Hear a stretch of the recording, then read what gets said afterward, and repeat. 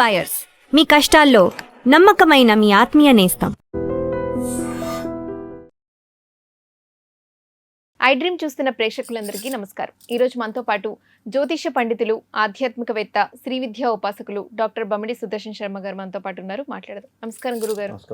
గురుగారు, మరికొద్ది రోజుల్లో శ్రావణ మాసం ప్రారంభమవబోతుంది కదా, మరి శ్రావణ మాసం విశిష్టత ఏంటి? ఈ మాసంలో మనం చేయవలసిన దానాలు, పూజలు ఏంటి? ఇవన్నీ వివరించండి. మంచి ప్రశ్న వేశారు అనుజ్ఞ గారు. ఈ ప్రశ్న గురించి మాట్లాడుకోబోయే ముందు అసలు ఆధ్యాత్మికంగా దైవ ప్రార్థన చేసుకునే విషయంలోకి వెళ్దాం.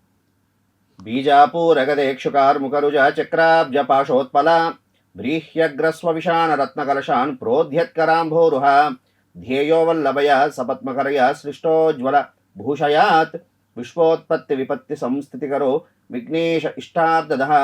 శ్రీ మహాగణాధిపతయ నమో నమః. అస్మద్గురు చరణారవిందాభ్యో నమో నమః. అస్మత్పితు శ్రీ భమిడి వెంకట సుబ్రహ్మణ్య శర్మ పాదారవిందాభ్యో నమో నమః.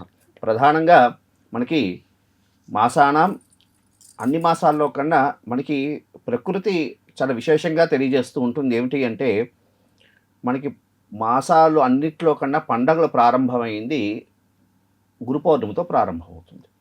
గురు పౌర్ణమి వెళ్ళింది అంటే ఇంకా పండగల సీజన్ మొదలైంది అని అర్థం. గురు పౌర్ణమి ఆషాఢ మాసంలో వస్తుంది. ఇంకా శ్రావణ మాసం ప్రధానంగా తీసుకుంటే, శ్రావణ మాసం ప్రధానంగా శాక్తేయ ఉపాసనకి సంబంధించినటువంటి వైశిష్ట్యం కలిగినటువంటి మాసము అని అంటారు. శాక్తేయ ఉపాసన అంటే అమ్మవారికి సంబంధించినటువంటి ఉపాసన క్రమాల్లో చాలా వైశిష్ట్యం కలిగినటువంటి మాసం. ఈ మాసంలో చాలా విశేషంగా మనకి పర్వదినాలు కూడా వస్తూ ఉంటాయి. ఉదాహరణకి రక్షాబంధనం అని, దాన్ని మనకి అన్నదమ్ముల అక్క చెల్లు చేసుకున్నటువంటి ఉత్సవం. అదేవిధంగా వరలక్ష్మీ వ్రతము, హయగ్రీవ జయంతి ఇత్యాది పండుగలన్నీ, అదేవిధంగా కృష్ణాష్టమి, అదేవిధంగా సాక్షాత్తు సంతోషిమాత అవతరించినటువంటి పర్వదినం కూడా మనకి రక్షాబంధనం రోజు అమ్మవారు అవతరించింది. కాబట్టి ఇలాంటి విశేషమైనటువంటి పండుగలన్నీ, అదేవిధంగా కాళాష్టమి ఇత్యాది పండుగలన్నీ కూడా ఈ యొక్క మాసంలోనే మనకి వస్తాయి.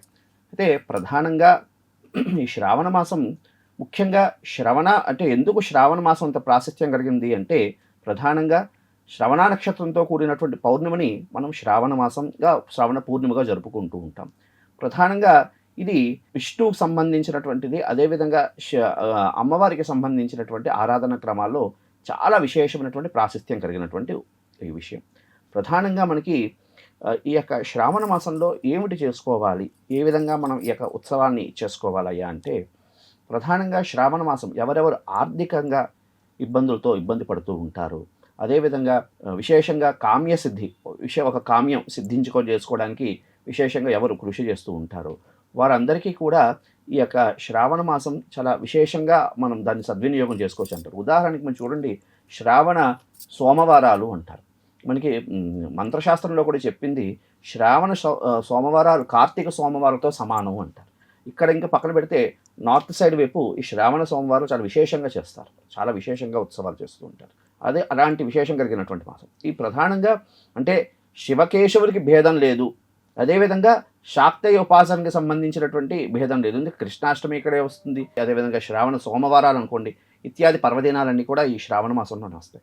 అయితే ప్రధానంగా ఈ శ్రావణ మాసంలో ఏమిటి చేసుకోవాలయ్యా అంటే, ప్రధానంగా మహాలక్ష్మి అమ్మవారికి సంబంధించి ఒక దీక్షగా పెట్టుకుని, ఎవరెవరు ఆర్థికంగా ఇబ్బందులు పడుతూ ఉంటారో, ఎవరెవరికి కామ్యసిద్ధి అంటే కొంతమందికి ఏదైనా అనుకుని ఎంత ప్రయత్నం చేసినా కోరిక అవ్వదు, అలాంటి వాళ్ళందరికీ కూడా ఈ యొక్క మాసాన్ని చక్కగా శ్రావణ మాసం ఆరంభం అవుతున్నది అనగా ఒక సంకల్పం చేసుకుని, ఎందుకంటే ఈ యొక్క మనకి ఈ ఆగస్టు 13వ తేదీ నుంచి మనకి శ్రావణ మాసం ప్రారంభం అవుతున్నది.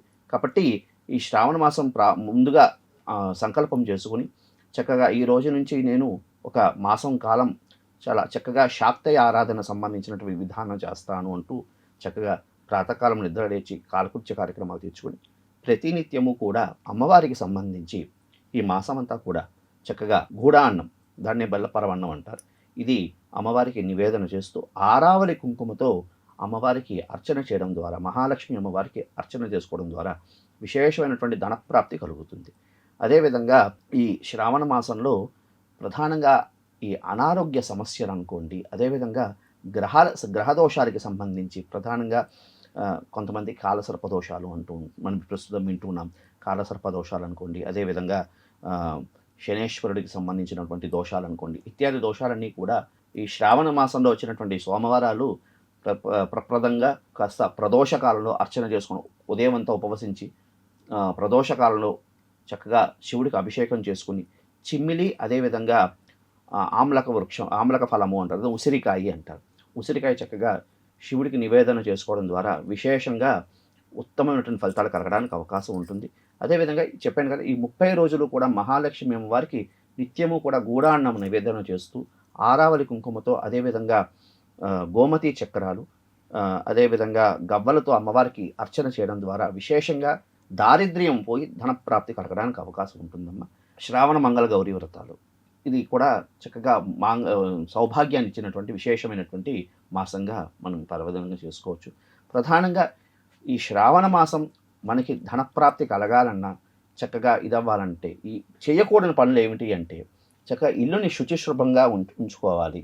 అదేవిధంగా ఇంట్లో ఉన్నటువంటి కుటుంబ సభ్యులంతా కూడా ఈ యొక్క శ్రావణ మాసం అంతా కూడా చాలా విశేషంగా శుచి శుభ్రతగా ఉంచుకుంటూ ఇల్లునంత పరివారం కుటుంబ సభ్యులంతా కూడా వసుదైక కుటుంబంగా భావన చేస్తూ అంతా ఐక్యమత్యతగా ఉంటూ శాక్తయ ఆరాధనతో పాటు శివాయ విష్ణు రూపాయ అన్నట్లుగా విష్ణు సహస్రనామం కూడా చక్కగా పారాయణ చేయడం ద్వారా విశేషంగా గ్రహదోషాలన్నీ కూడా పోయి ఖచ్చితంగా ఆ అభిష్టం వారికి ఏముందో అదంతా కూడా నెరవేరడానికి అవకాశం ఉంటుందమ్మా. ఇది ప్రధానమైనటువంటి శ్రావణ మాసం విశిష్టత గురించి చక్కగా వివరించారు. ధన్యవాదాలు గురుగారు. శుభమస్తు.